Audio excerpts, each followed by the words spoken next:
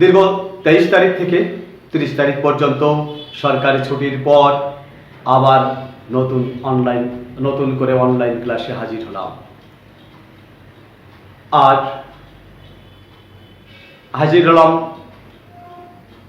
আমি কার্তিক চন্দ্র শিকদার, সিনিয়র সহকারী শিক্ষক গণিত, ছাগলনাইয়া পাইলট বালিকা উচ্চ বিদ্যালয়, ছাগলনাইয়া, ফেনী ডিস্ট্রিক্ট অনলাইন স্কুলের পক্ষ থেকে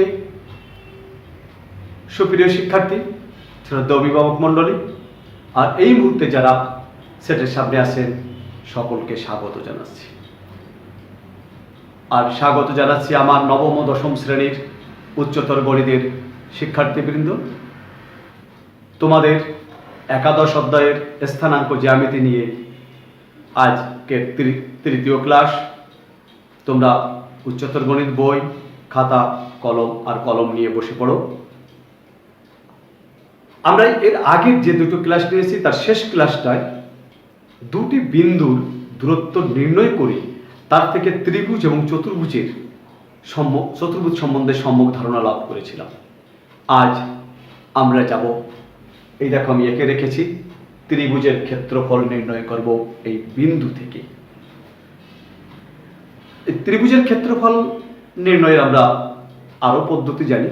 একটা ত্রিভুজের ক্ষেত্রফল হাফ ভূমি পূরণ উচ্চতা, আর একটা যদি বিষম বাহু ত্রিভুজ হয়, তার বাহুর দৈর্ঘ্য যদি এবিসি হয়, অর্ধপরিসীমা এস হলে ক্ষেত্রফল square root of S into S minus A into S minus B into S minus C, তাও আমরা জানি।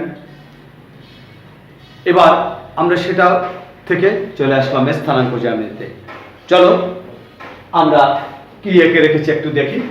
একটা চতুর্ভাগ নিয়েছি, চতুর্ভাগে এ বি সি বিন্দু বিশিষ্ট একটি এবিসি ত্রিভুজ দিয়েছি, যার এ বিন্দুর স্থানাঙ্ক x1 y1, বি বিন্দুর স্থানাঙ্ক x2 y2, সি বিন্দুর স্থানাঙ্ক x3 y3। এসো আমরা এই ত্রিভুজটির ক্ষেত্রফল বের করি। একটা ত্রিভুজের ক্ষেত্রফল যখন বের করতে পারবো, তার থেকে চতুর্ভুজের ক্ষেত্রফল সম্বন্ধে ধারণা নিতে পারবো, তারপরে পঞ্চভুজ অর্থাৎ আমরা বহুভুজের ক্ষেত্রফল স্থানাঙ্ক জ্যামিতিতে কিভাবে নির্ণয় করে সেটা দেখিয়ে আছি। আমরা এ বিন্দু থেকে একটা লম্ব আঁকি x অক্ষের উপর, বি বিন্দু থেকে একটা লম্ব আঁকি ওই x অক্ষের উপর, সি বিন্দু থেকে একটা লম্ব আঁকি x অক্ষের উপর। যখনই লম্ব আঁকলাম আর এই বিন্দুগুলো যদি ডি ই এফ হয়, তাহলে তাকিয়ে দেখো,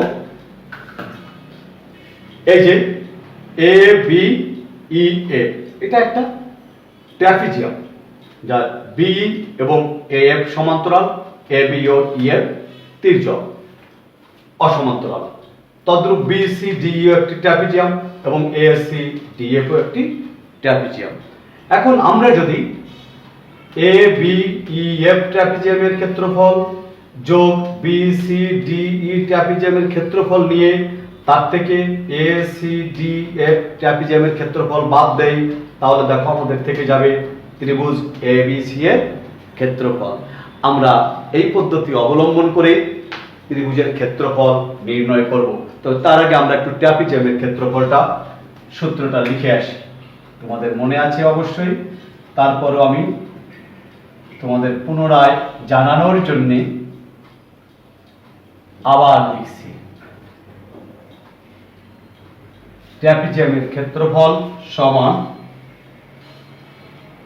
হাফ ইন্টু সমান্তরাল বাহুদ্বয়ের দৈর্ঘ্য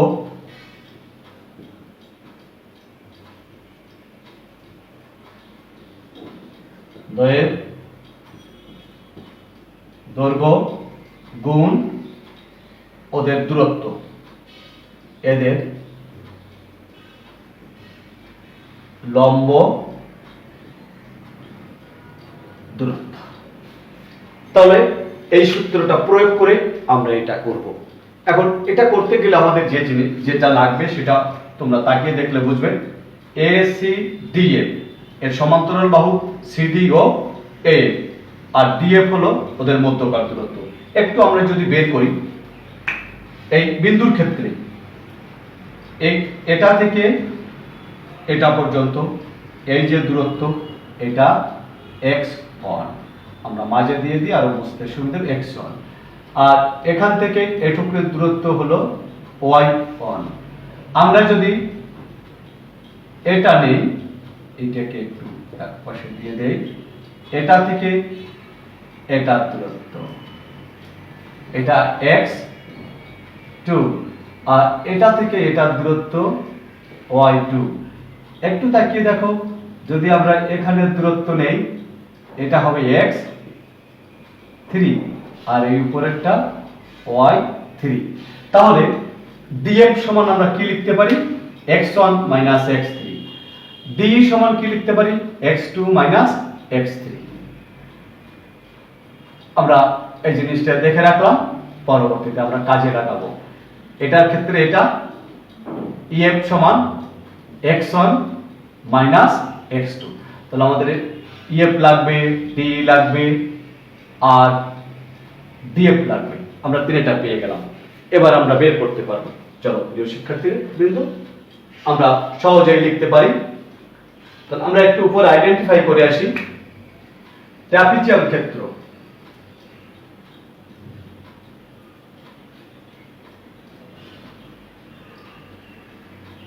ক্ষেত্র এ বি ই এ সমান কি লেখা যায় দেখো, এ বি ই এ সমান সমান্তরাল বাহু আছে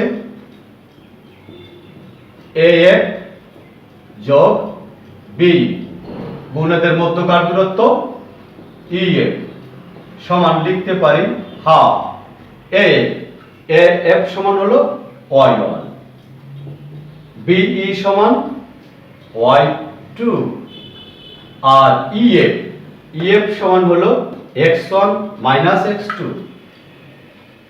x1 x2 পেলাম।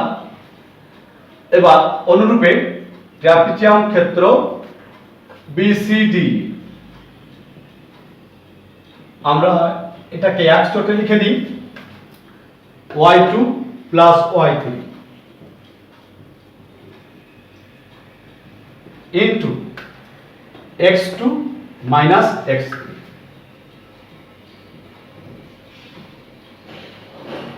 এবার ট্রাপিজিয়াম ক্ষেত্র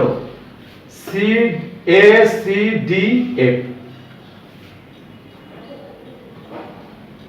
সমান half into y1 plus y3 into আমার দরকার df, তাহলে x1 x3।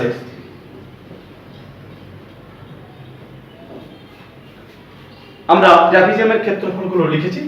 আমরা এখন বলতে পারি ত্রিভুজ ক্ষেত্র ABC, দেখো ত্রিভুজ ক্ষেত্র ABC সমান ট্রাপিজিয়াম ক্ষেত্র এটা যোগ ট্রাপিজিয়াম ক্ষেত্র এটা বিয়োগ ট্রাপিজিয়াম ক্ষেত্র এটা। তাহলে ট্রাপিজিয়াম ক্ষেত্র ABEA প্লাস ট্রাপিজিয়াম ক্ষেত্র BCDE মাইনাস এর থেকে বিয়োগ যাবে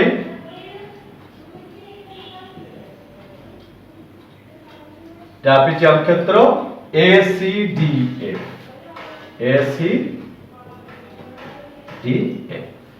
এটা যদি আমরা বের করতে পারি তাহলে আমাদের ত্রিভুজের ক্ষেত্রফল হয়ে যাবে। আমরা এখানে বের করে রেখেছি ABEF সমান half y1 plus y2 x1 minus x2, এটাই বসিয়ে দিলাম। ট্রাপিজিয়াম ক্ষেত্র BCD এটা half y2 plus y3 x2 minus x3 minus, আমি এই ট্রাপিজিয়ামের ক্ষেত্রটা আমরা যখন প্রয়োগ করেছি এটার আমাদের প্রয়োজন নাই, তাই সরিয়ে ফেললাম। মাইনাস হাফ ট্রাপিজিয়াম ক্ষেত্র ACDF half y1 plus y3 x1 minus x3। সবার থেকে হাফ কমন নিতে পারি আমরা এবং গুণ করে দিতে পারি x1 y1। আমরা y1 টা পরে লিখি, x1 y1 minus x2 y1 plus x1 y2 minus x2 y2। আমরা হাফটা পুরোটা থেকে নিয়ে একটা ব্র্যাকেটে গুণ করি, plus x2 y2 minus x3 y2 plus x2 y3 minus x3 y3। এবার মাইনাস দিয়ে গুণ দিলে মাইনাস, প্লাসে প্লাসে প্লাস, প্লাসে মাইনাসে মাইনাস x1 y1, এটা গুণ দিলে প্লাস মাইনাস x1 y3, মাইনাসে মাইনাসে প্লাস x3 y1, মাইনাসে মাইনাসে প্লাস x3 y3 হয়ে গেল আমাদের। এটা প্লাস এটা মাইনাস, এটা প্লাস এটা মাইনাস, এটা প্লাস এটা মাইনাস, বাদ চলে গেল। প্রিয় শিক্ষার্থীবৃন্দ, চলো দেখি কি থাকে, তার একটু আবার সাজানোর চেষ্টা করি। x1 y2 minus x2 y1 plus x2 y3 minus x3 y2 plus x3 y1 minus x1 y3। একবার একটু দেখে নিলাম আমরা। চলো সবাই উপরটা তো লিখে নিয়েছো, আমি এটা সরিয়ে নিই।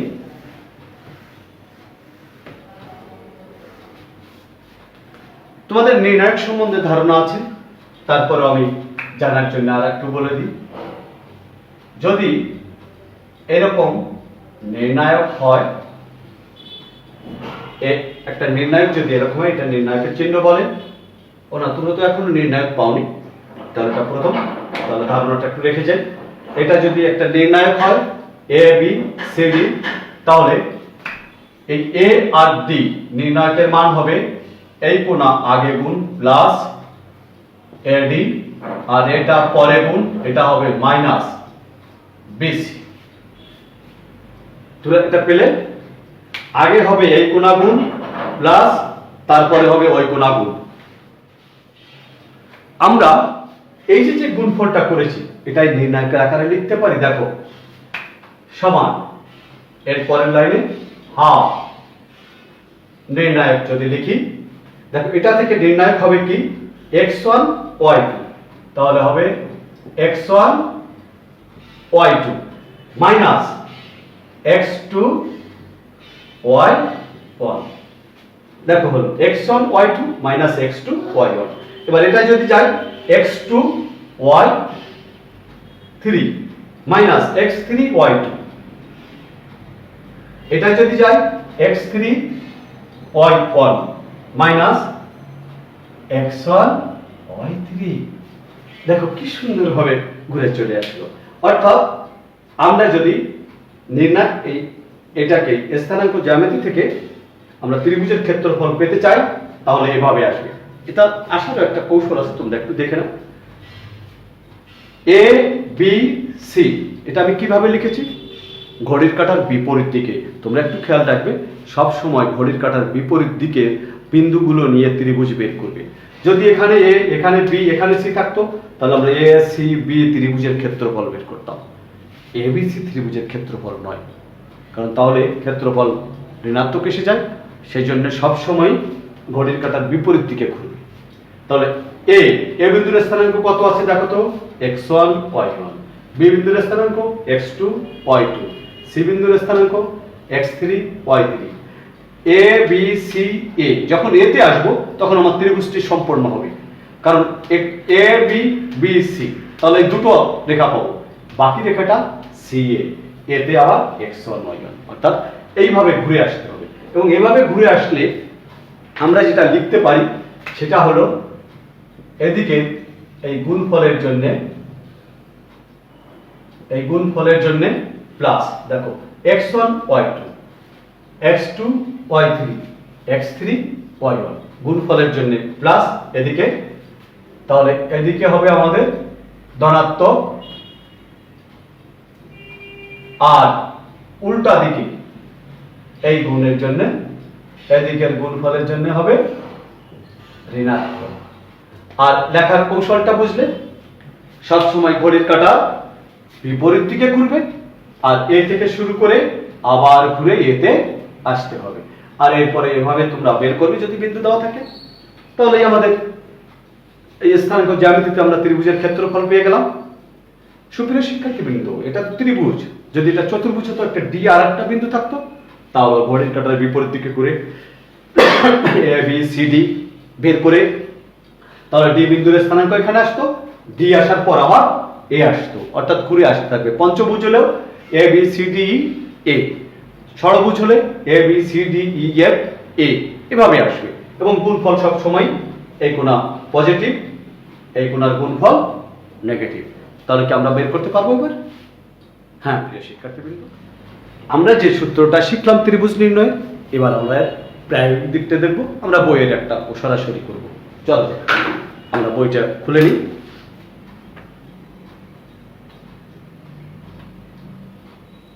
অনুশীলনী 11-2 11-2 আমরা 2 নম্বর যে প্রশ্ন আছে সেটাই শুরু করব।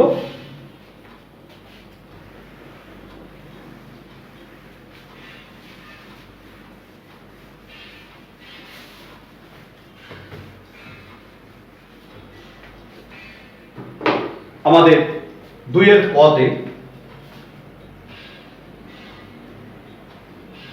2 ক এ আছে 2 3, বি আছে 5 6, আর সি আছে -1 4। আমরা এই ত্রিভুজটির ক্ষেত্রফল বের করব, কিন্তু ক্ষেত্রফল বের করার আগে আমাকে একটা দেখে নিতে হবে যে বিন্দুগুলো কিভাবে আছে, কারণ আমরা ঘড়ির কাঁটার বিপরীত দিকে ছাড়া ক্ষেত্রফল বের করতে পারবো না। যদি এবিসি বের করতে গিয়া যদি উল্টে যায়, তাহলে আমাদের উল্টা ভাবে বের করতে হবে। x ও x ড্যাশ, y ও y ড্যাশ। এবার আমরা বিন্দুগুলো বসিয়ে দিই। 2 3, এটা যদি 1 হয়, এটা 2 2 উপরের দিকে 3, তাহলে a 2 3, b 5 6, এটা 2, তাহলে 5 এটা 6 এটা।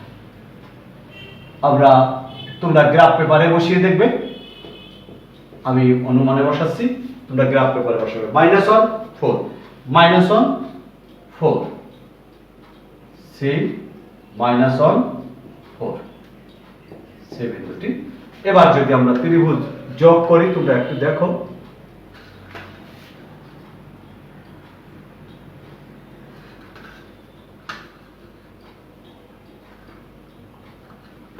তাহলে এ বি সি ঘড়ির কাঁটার বিপরীত দিকে এসেছে, আমরা তাহলে ওই সূত্র প্রয়োগ করতে পারবো। তাহলে লিখতে পারি সরাসরি ত্রিভুজ ক্ষেত্র এ বি সি এর ক্ষেত্রফল, অথবা ত্রিভুজ এ বি সি এর ক্ষেত্রফল। ক্ষেত্র না লিখে দাও ত্রিভুজ এ বি সি এর ক্ষেত্রফল সমান হাফ নির্ণায়কের চিহ্ন, এর স্থানাঙ্ক হবে 2 3, বি 5 6, সি -1 4, আবার এ 2 3 হয়ে গেল। তাহলে আমরা মান নির্ণয় করব কিভাবে? 2 into 6, 5 into plus 5 into 4 plus -1 into 3 minus 3 into 5 minus 6 into -1 minus 4 into 2। এই আমাদের ক্ষেত্রফল। এটা কত সহজে হবে। 6 গুণা 12, 4 পাশে 20, মাইনাস 3 একে 3, 3 পাঁচে 15, মাইনাসে মাইনাসে plus 6, minus 8। Sorry, first bracket. তাহলে কত হলো? 32, 32 আর 6 38, 18 আর 8 26।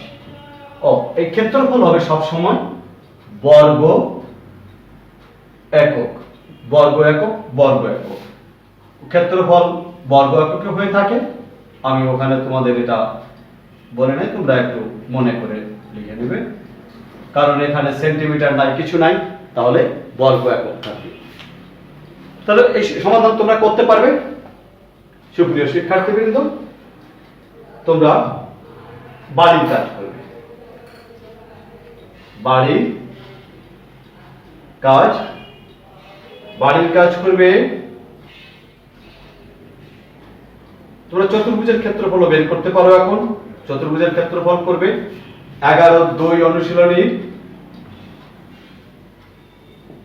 অনুশীলনী 4 নম্বর।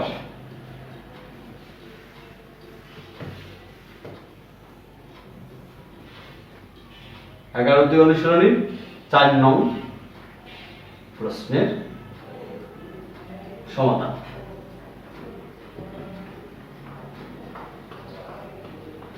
তোমরা করবে। এটা চতুর্ভুজ। চতুর্ভুজের ক্ষেত্রে আমি তোমাদের বলেছিলাম যে এ পর্যন্ত ঘুরে আসতে হবে। যদি আসতে পারো তাহলে চতুর্ভুজের ক্ষেত্রফল হবে। একেবারে সহজ। সুপ্রিয় শিক্ষার্থীবৃন্দ, আজকের অনলাইন ক্লাসের এখানেই শেষ করছি। তোমরা ত্রিভুজ বহুভুজের ক্ষেত্রফলগুলো বের করবে। আর একটা সতর্কীকরণ কথা আছে, সেটা হলো আমাদের করোনা ভাইরাসের আমাদের চারিপাশের যে আছে সারা বিশ্বে দ্বিতীয় স্টেজ শুরু হয়ে গেছে। আমাদের দেশেও সংক্রমণের হার বাড়ছে। তোমরা সবাই সতর্ক থাকবে।